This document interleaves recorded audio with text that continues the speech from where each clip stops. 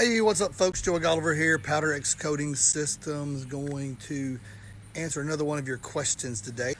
What size equipment do I start out with?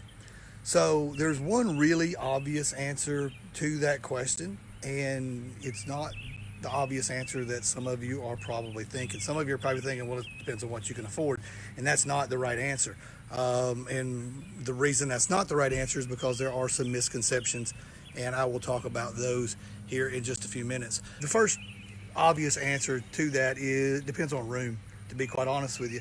In some situations, you're going to be limited in space, and space is going to dictate what you do.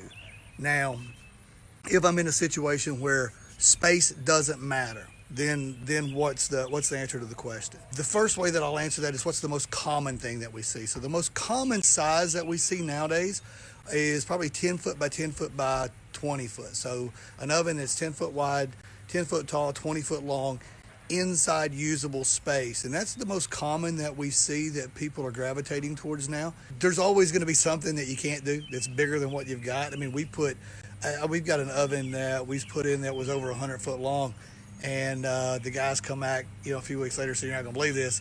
We got folks that have 120 foot parts.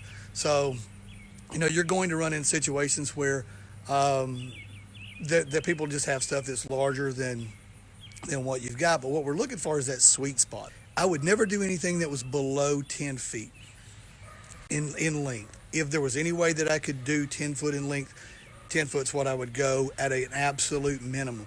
And the reason I would do that is because you're going to find that one of your largest customer bases is going to be ornamental iron fencing and gates.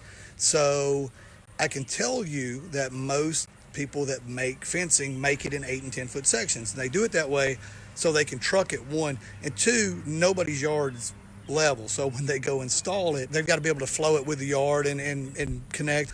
That all being said, I do want to go back to the thing about the can't afford it.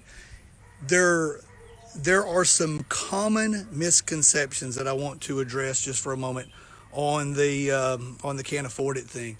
And one of the common misconceptions are, people say, okay, if I look at an 8 foot by 8 foot by 10 foot oven, right? And then I look at an 8 foot by 8 foot by 20 foot oven.